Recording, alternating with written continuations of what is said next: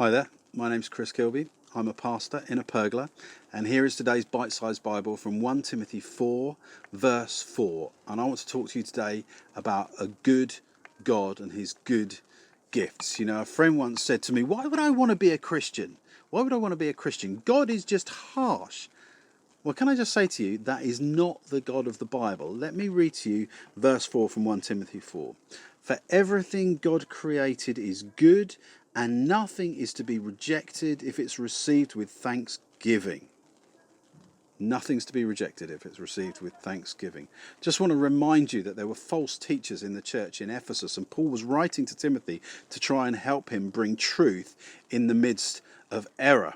And these false teachers were forbidding people to marry, and they were forbidding people from eating certain foods as well, and calling them unholy. But Paul takes us right back to the beginning of creation to point out why this teaching is false. And he takes us right back to the Genesis 1 truth that everything that God created is good. You can see it in Genesis 1. God created this and said it was good. God created this and said it was good. Then God did this and it said it was good. So we know that everything that God created was good. So you have to think to yourself, well, but there are things that are not good in the world. Does that mean then that there are no taboos? Does that mean that there are no boundaries I can't cross? Does that mean that there's nothing I can't do? Because if everything God created was good, then I can do whatever I like. Well, sadly, that's not the case, because we know what came after Genesis 1, the fall.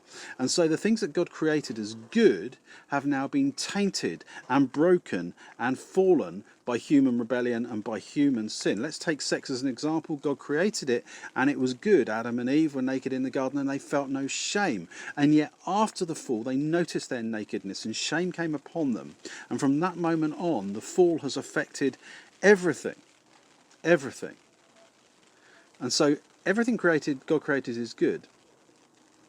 But the fall has tainted everything. So what does that mean for things like sex and food then? Does it mean you can have sex with whoever you like, whenever you like, because it's all good? Well, sadly, no, we can't, because we've tainted it. And so sex has become the idol rather than God being the object of our worship. And so sex has an ordained place in marriage, and in that context that God intended it for, it's a good gift from a good Father. So we mustn't confuse creation and fall. We mustn't confuse order and disorder. And the question you have to ask yourself when you're thinking about, well, can I do it? Is it right for me to do this or to do that? Let me ask you this question. Can you honestly thank God for it?